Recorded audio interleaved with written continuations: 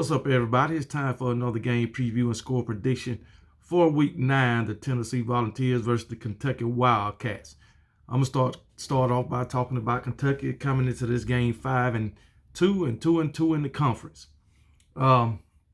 Kentucky, they're gonna have their work cut out for them this week, so I hope they pack a lunch. But anyway, coming into this game, they averaging 373 yards of offense per game. And trust me, they're going to need more than that to beat Tennessee, because we know Tennessee got a potent offense, an explosive offense. So I think Kentucky going to need more than 373 yards to get a win. They're giving up 295 yards a game on defense. And guess what? I think they're going to give up way more than that. Way more than that. Even if Tennessee don't score as many points as they usually do. So I think I don't think Kentucky can stop this offense. They probably can slow it down, but stop it, I don't think so.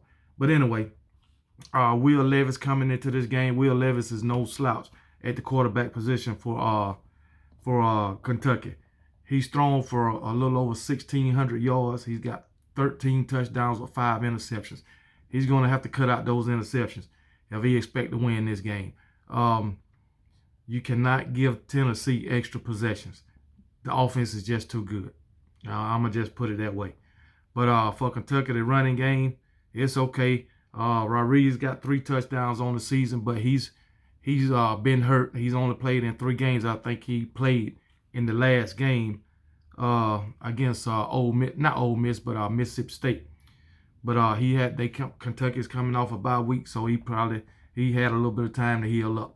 But I believe he did play against Mississippi State. Then you got Cavassier Smoke, 275 yards and a touchdown. He's gonna have to produce more than that in this game. They might ask a lot of him in this game, but Cavassier Smoke is no slouch either. But this Kentucky offense, they not too potent.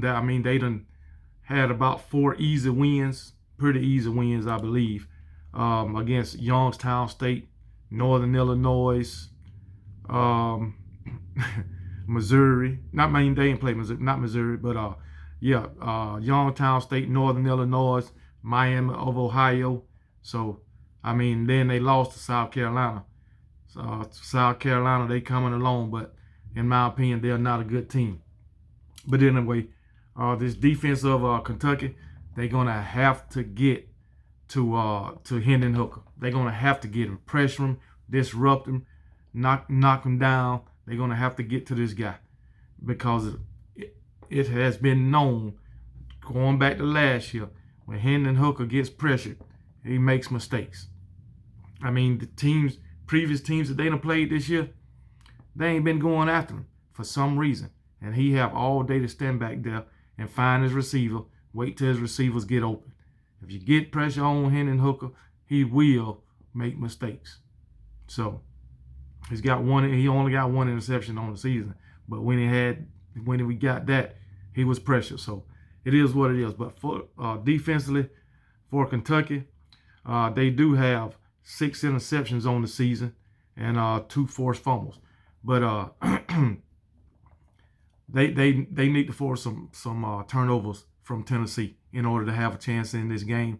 And Kentucky, they cannot have turnovers on their part, or they will lose. Them 2 things got to happen. You got to force Tennessee into turnovers, and you got to take care of the ball. So we'll see how it rolls, man. But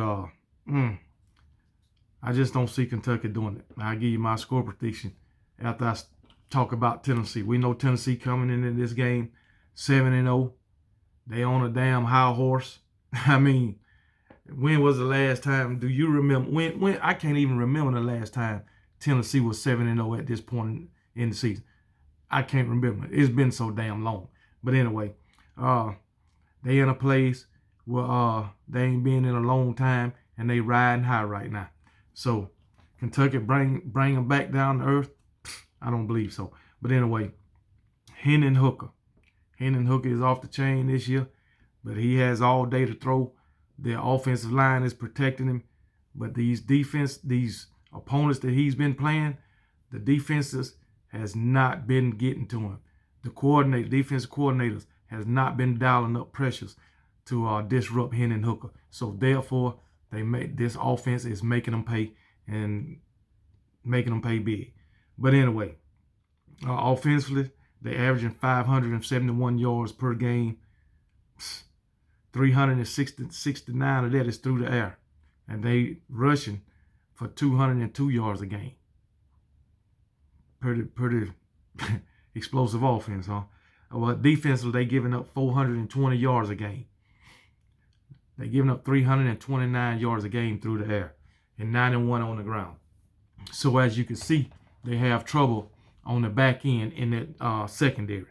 But we'll see what Kentucky can do for them. Hendon Hooker, thrown for almost 2,100 yards, 18 touchdowns, 1 interception. He's doing his damn thing, man. I mean, he's probably, as far as my opinion, he might be leading the leading Heisman Trophy candidate.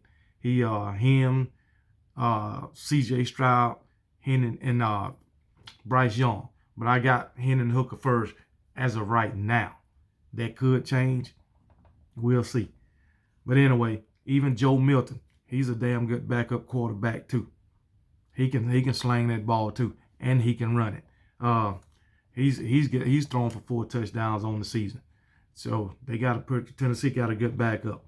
Jabbar Small on the ground got 9 touchdowns. Jalen Wright 4 touchdowns.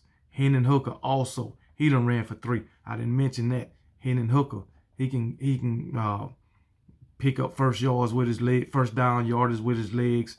I mean, but anyway, and then Dylan Sampson, he's got 4 touchdowns rushing. So they can run the ball. Matter of fact, between the running backs, that's 9, 12, 13, that's 17 touchdowns on the ground. Well, basically 20 with the 3 Hendon Hooker got. So they can get it done. As far as receiving, you know who the man is. Cedric Tillman, he's out. Maybe they'll have him back for this game. Don't know how long he'll be out. But Jalen Hyatt got 12 touchdowns on the ground. Mind you, 5 of those came in one game against my Alabama Crimson Tide. Couldn't do nothing with him. But anyway, he got 12 touchdowns on the ground, 769 yards receiving. Oh my goodness, man. The dude is awesome, man. But anyway, Brew McCoy, he got 2 touchdowns. Keaton, he's got 3, and Murrow got 2. You got couple other guys with a touchdown, but nothing to brag about. But I don't know. Jalen Hyatt, they're gonna have to have help with that guy. They're gonna have to have some help. But if Kentucky can mitigate the deep balls, then they might be fine. And if Kentucky can put drives together to keep the offense off the field, they might be all right. But I don't know, man. Tennessee, this damn passing game is crazy, man. The passing game is crazy. And like I said, Tennessee, they got issues in the secondary. Kentucky gonna have to test that secondary. I think, early in the game too, because they got issues. But in me saying that, Tennessee do have 6 interceptions on the season. So they got 6 interceptions and 6 fumble recoveries. So they have been getting turnovers. But Kentucky, you can't have them in this game. Trust me, you can't have them. But anyway, with all that being said, I think this game gonna come down to Hendon Hooker, Jalen Hyatt, and Jabbar Small for Tennessee. I think that's gonna be the main 3 guys on the offense. So, and then for Kentucky, I think they're gonna have to like I said, use the clock. Use the clock, man. Keep this damn Tennessee offense off the field. But in using the clock, you're gonna have to take some big shots too. So, because if I was them, I would have to go out after that secondary, because I know they have issues back there. So, but anyway, through all that, I still got Tennessee winning this game. And I think Tennessee will probably win big. So I got Tennessee scoring 40,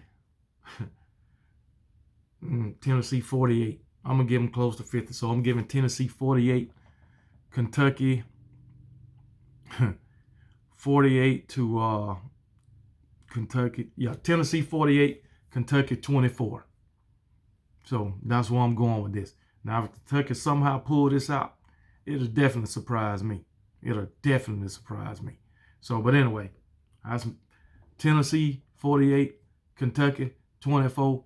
That's my final answer, and I'm sticking with it. Roll Tide.